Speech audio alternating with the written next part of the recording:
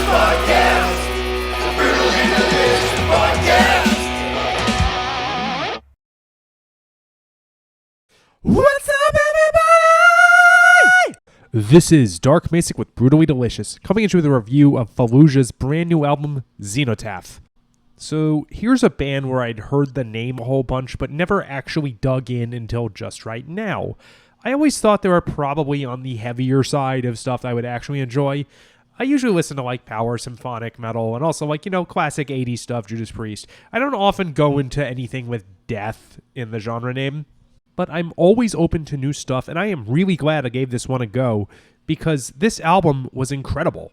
So remember, I went into this cold. For all I know, they might have a Rust in Peace in their catalog that I've just never heard before that blows this one away. But hearing this, I'm like, wow, this band is so talented and they are great songwriters.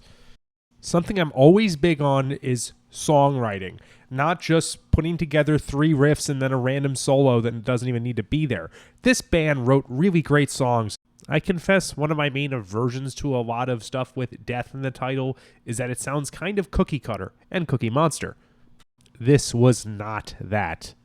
Perhaps the most outstanding thing about this to me is that I think it needs to be listened to as an album.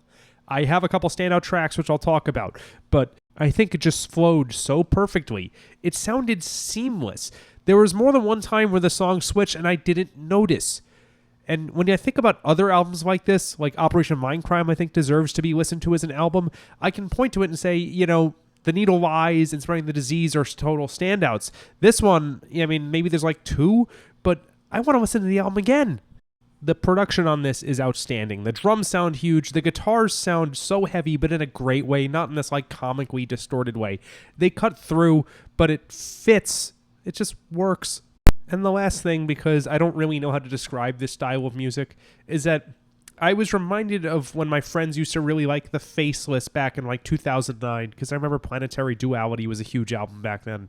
I apologize if that is the most basic bitch opinion out there, but for someone coming from Twilight Force, yeah, that's what I thought of. And now for those couple of highlights. In Stars We Drown, here's a great way to ease me into that style. The intro is more like Blackened by Metallica. That is, it has some heavy guitars, it's just a little slower. And I prefer that to the usual Air Raid or Church Bells or Rainfall that a lot of bands use to open up their album. It's a great blend of heavy and downtuned, but also some melody. The riffing is different, but at times there was a sensibility that kind of reminded me of some Melodeath. There's lots of variety here, pretty dynamic, and like I was saying, kind of like what I remember The Faceless sounding like. These solos are great, and they serve the song, and this also, at least to my ear, had a very seamless transition into the second track, which had me wondering, why wasn't this just one, 7-minute long song? I seriously didn't notice.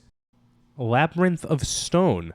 There's some Nevermore style riffs here, and that's a really cool thing, because I've always said no band sounds like Nevermore except for Nevermore. Even the stuff Jeff Loomis did after did not sound like Nevermore, and the album Warrell Dane did with Sanctuary afterwards also did not sound like Nevermore. This is the first time I've heard that and thought, gee, that sounds like Nevermore. The vocals are of course different than Warrell, but the technical styling is there for sure. To be as clear as I can, as a guitar player, anytime anybody hears Jeff Loomis play, they probably want to play like him, but it's really impressive to be able to actually play like him, even on the rhythms. In a Parasitic Dream. Really fun backing vocals here. Still in that same style we're talking about, but there's some good clean singing here. It's surprisingly poppy in that respect.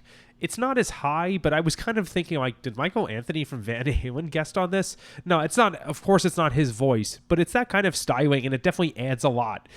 Last but not least, Obsidian Architect. This is just a fantastic representation of whatever style this band is. It's very heavy, but it's also not comically brutal like Cannibal Corpse or something.